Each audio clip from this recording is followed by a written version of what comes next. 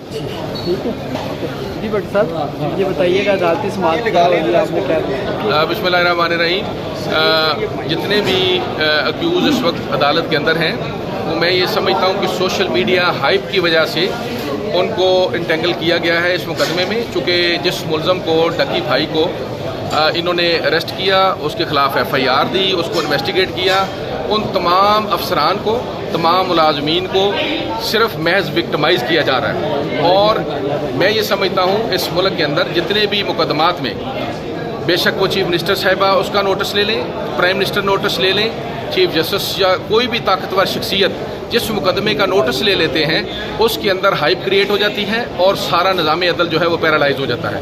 اس میں نہ تو فیئر انویسٹیگیشن ہو سکتی ہے، نہ ہی فیئر عدلیہ کے اندر ٹرائل ہوتے ہیں.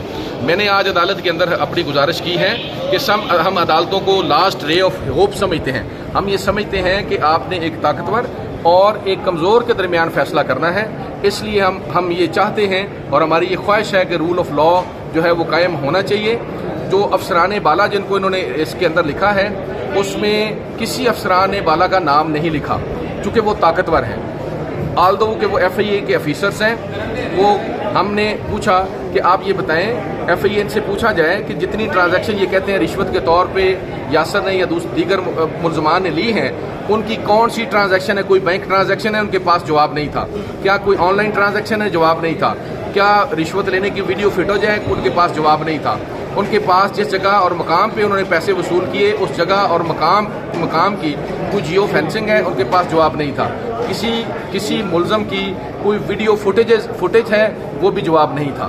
تو ایک فیک اور ویگ جو ہے وہ ایف آئی آر دی گئی کسی طاقتور کے کہنے پہ، جو انہوں نے وہ ڈکی بھائی کو انویسٹیگیٹ کیا، اس کو گرفتار کیا. وہ ایک طاقتور حلقہ ہے اس کے پیچھے، اور میں یہ سمجھتا ہوں اس طاقتور حلقے کی وجہ سے مختلف اداروں کے طاقتور لوگ انوالو ہو کے ان کو وکٹمائز کر رہے ہیں کہ آپ نے اتنے بڑے جس کی فیم ہے، اتنے بڑے بندے کو کیسے جو ہے گرفتار کیا، اس کے خلاف ایف آئی آر کیوں دی اور اس کو انویسٹیگیٹ کیوں کیا، اس کو چلان کیوں کیا.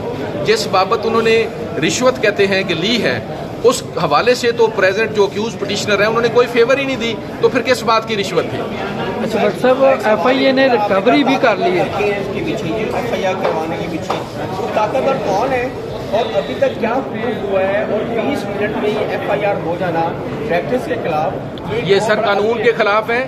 جو آپ فیڈرل ایجنسی ایکٹ 1974 پڑھیں، اس میں انکوائری کی جو پروویژن ہے وہ بڑی واضح ہے کہ کوئی بھی ایف آئی اے کا مقدمہ درج ہونے سے پہلے ایک انکوائری مینڈیٹری ہے. اس مقدمہ میں انکوائری نہیں کی گئی، اس میں ملزمان کو شامل انکوائری نہیں کیا، ڈائریکٹ ایف آئی آر دے دی جو میں سمجھتا ہوں سب سے بڑی انلیگیلٹی ہے.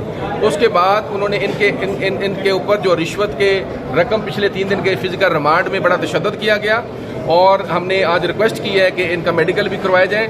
اور اس میں جو اماؤنٹس ہیں ان اماؤنٹس کا کوئی پروف ہی نہیں ہے، اس کا مطلب ہے وہ پلانٹڈ ریکوری. ایف آئی اے نے کوئی ریکوری بھی کی ہے 4.5 کروڑ روپے کے قریب، اس حوالے سے دیکھیں جی میں یہ سمجھتا ہوں، دیکھیں ریکوری مجھ سے وہ ہو اگر میں نے اپنے عہدے کا کوئی مس یوز کیا ہو، میرے ایسٹ بیانڈ مینز ہوں، میرے اکاؤنٹ میں کوئی ٹرانزیکشن ہو، میری فیملی ممبر سے میرے گھر سے کسی قسم کی کوئی رشوت کی جو اماؤنٹ ریکور ہوئی ہو، تو یہ بات ایسی کوئی چیز صفحہ مثل کے اوپر نہیں ہے.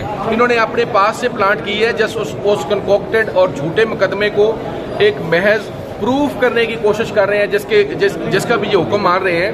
کہ میں یہ سمجھتا ہوں، میں سب سے پہلے میری آنریبل چیف جسٹس پاکستان سے گزارش ہوگی کہ اس کے اوپر سو موٹو لیں، اور سوشل میڈیا سے جو امپریس ہو کے ججز اور انویسٹیگیٹنگ ایجنسیاں جو ہیں وہ کام کرتی ہیں ان کو ڈائریکشن دی جائے کہ ود آؤٹ پریجڈس وہ اس طرح کی انویسٹیگیشن فیئر کریں جو آرٹیکل 10A کے اندر دی گئی ہیں، اور ڈسکریمنیٹ بالکل بھی نہ کیا جائے. سب کا بنیادی حق ہے آرٹیکل 4 اور 25 کے اندر جو آئین پاکستان کے اندر دیا گیا، تمام شہریوں کو یہ حق حاصل ہے.